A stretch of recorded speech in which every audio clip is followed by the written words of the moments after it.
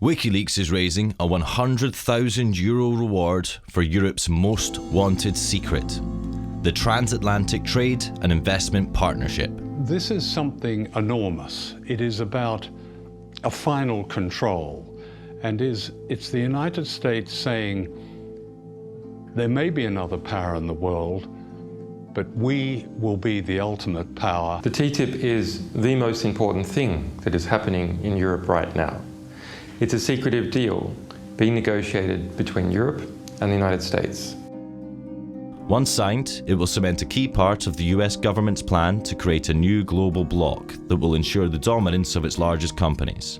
And to understand why, we need to go back to the 1950s. See the USA in your Chevrolet. America's asking you to call. Drive your Chevrolet through the USA. After the Second World War, the United States accounted for half of the world's economy. Its influence was unmatched by any country, and it was able to write the early rules of international trade to its advantage. The World Trade Organization was created in this context, and the US dictated rules that favored American business.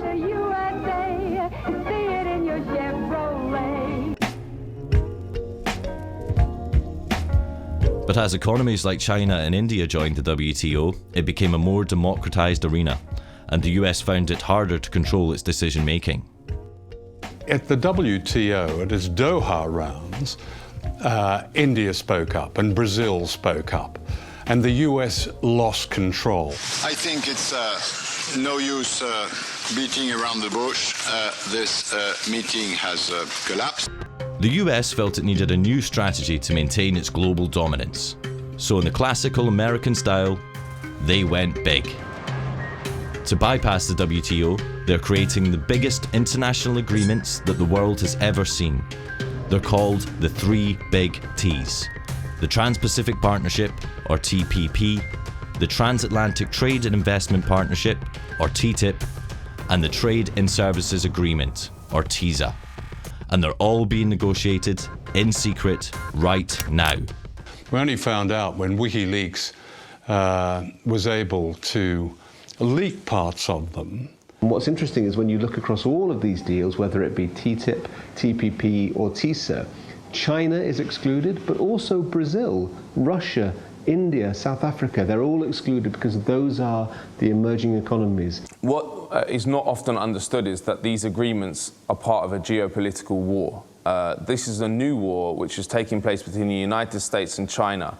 The United States is very scared of the rise of China, so it has moved to militarily encircle it through what is called the pivot to Asia, and now it's moving on to doing that economically. The basic idea which comes across from reading US strategy papers is the construction of a new grand enclosure. And to put inside this grand enclosure, the United States, 51 other countries, 1.6 billion people, and 2/3 of global GDP. To integrate Latin America away from Brazil and towards the United States, to integrate Southeast Asia away from China and towards the United States, and to integrate Western Europe, pulling it away from Eurasia as a whole and towards the Atlantic. Of the three big T's, WikiLeaks has revealed 4 chapters of the TPP, which affects 12 countries in the Americas and Southeast Asia. We also obtained and released the core text of TISA, which affects 52 countries, including the EU. But nearly all of TTIP is still secret. When signed, TTIP will cover half of global GDP and will affect every European member state. Yet EU parliamentarians have serious restrictions in accessing the proposed agreement. Yeah, I find it incredible as well that for something which is a trade agreement, not a matter of life and death in terms of security, where maybe you can understand some restrictions, and we don't even like those very much, but for a trade agreement, you know, that we can't actually make notes about what it is we're reading, issues that we might want to take away to look into, which actually might reassure us, you know, if we really were able to sort of take this away and look at it in depth. We don't have access to the key documents, the most important ones, because the devil is in the detail. When it comes to trade agreements, you need to know exactly what's in the text so that you can assess what the impact's going to be. If EU parliamentarians want to see the TTIP, they have to call the US embassy and make an appointment. The appointments are only available 2 days a week for 2-hour time slots. Only 2 parliamentarians are permitted at once. They go to the US embassy, they have to hand in every electronic device, so they cannot possibly make a copy. They must agree to keep everything confidential, and then they're led to a secure reading room where 2 US embassy guards watch everything that they do. How can EU parliamentarians possibly understand what they're negotiating for Europe under these circumstances? The world's biggest corporations don't have the same problem. They have been receiving VIP access from day one and have had abundant influence in the negotiations. People, the likes of you and I, are excluded. Governments, to a great extent, are excluded. Those who are included are the multinational corporations. These agreements are basically corporate ownership agreements. The funny thing about free trade agreements, as we understand them, is they often have nothing to do with trade in the sense of the mutual lowering of tariffs. What they're about is enshrining an investor rights regime in the respective countries and ensuring that corporations can run wild in the respective economies with very, very little regulation or impingement by government or authorities. These treaties will have huge, huge implications for literally almost every critical issue that an individual citizen or community would care about: health, education, the environment, privacy, access to medicines. I mean, the list could go on. One of the most criticised aspects of TTIP is a system called the Investor State Dispute Settlement, or ISDS. It's a secretive international tribunal that allows companies to sue states over virtually anything that they can claim affects their investment. If a protest affects their profits, they can sue. If laws affect their profits, they can sue. If new regulations might impact where or what they want to do with their money, they can sue. This is a new power which will be handed over to US corporations to sue the governments of Europe in a parallel judicial system which is available to them alone. So people have no access to it, domestic firms have no access to it, governments have no access to it. It's just there for foreign investors, in this case, US corporations. Based on ISDS history, critics argue that European state sovereignty and democracy are at serious risk.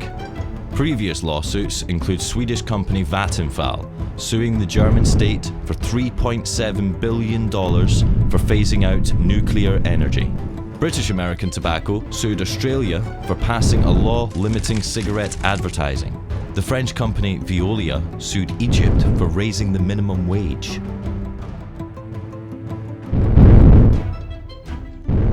TTIP advocates say that in order for the EU and US to become a single market, regulatory barriers need to be eliminated. This way, for example, a US seatbelt manufacturer already selling seatbelts domestically wouldn't need to test for safety a second time, as the EU would agree to recognise the US safety standards. They argue that this would save costs, create jobs, and lower prices for consumers. But just how safe are US standards? So in the USA, 70% of all processed food sold in supermarkets contains genetically modified ingredients, whereas in the European Union, we've said quite clearly we don't want GM ingredients in our food chain. Similarly, in the US, 90% of all beef is produced using growth hormones, which have been found to be carcinogenic in humans. So they're banned in the European Union. And what the US government is saying is that under TTIP, under the free trade rules that they want to bring in, European consumers don't get the right to choose. TTIP includes all the most important public sectors in Europe, including education, water, railways, postal services, and most controversially, it also includes public health services.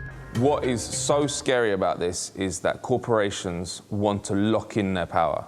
So they not only want increased power, but they want to make it impossible for sovereign governments to reverse the changes which are going to give them power. So, for example, with TTIP, if it passes with ISDS in it, the privatisation of the National Health Service, which is happening in the UK, can never be reversed. What is democratic about an enormous imposition of power on countries whose citizens have no way of knowing what's going on, of debating it, or influencing their government in its decision. That's anti-democratic. The history of these agreements shows that they're very difficult to change unless people can see what's in them. And that's why they're kept secret. Because when the contents are revealed, it generates an opposition.